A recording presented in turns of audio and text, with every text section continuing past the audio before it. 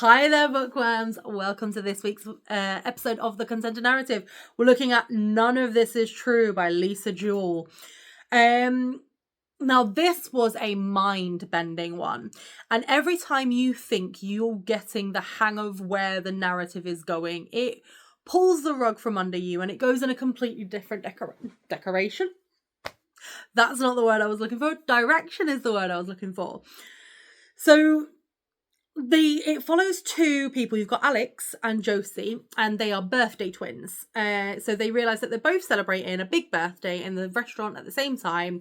And it kind of sparks this beginning.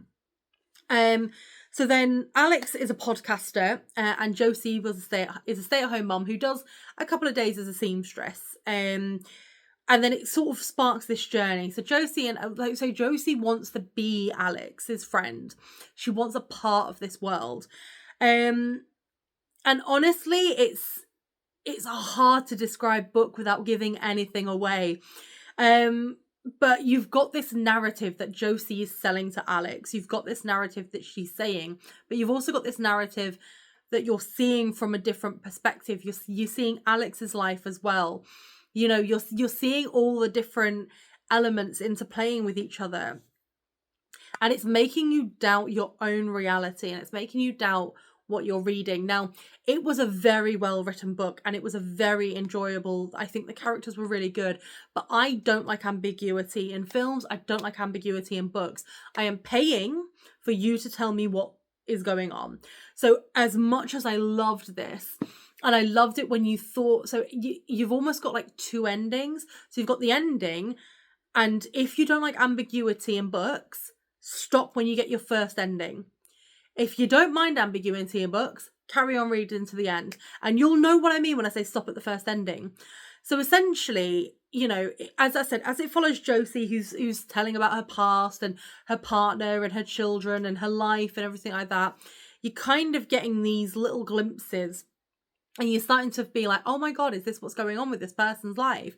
And then things start twisting and turning. She's a bit of a kleptomaniac as well. And it starts getting to a point where you're like, is Josie okay? Is Alex safe? And it's a really interesting read.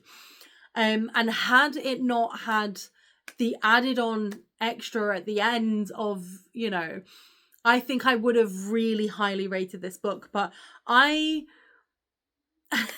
much as I don't like ambiguity as well, and it's just because, again, I am paying for it. I don't want to pay for something where someone goes, it could have been this. It could have been this. What do you think the answer is? And I'm like, I've paid for that privilege.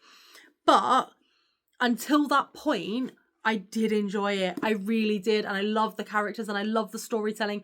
And you know what? It's about 400 pages, about 400 pages. But it's such a smooth, quick read that you get so invested in the lives of these characters that you don't realise that how much time has gone. And it's one of those where it's like, you know, when you see the memes being like just one more chapter and then you realise it's 5 hours later. It's kind of that book where like you can't really put it down and you do thoroughly enjoy it. And as I said, I honestly, I really was enjoying it. But, you know, especially when you started realising who was saying what, where it was going, you know, what was going on with the characters that we were interacting with and so on and so forth. So I would say give it a read.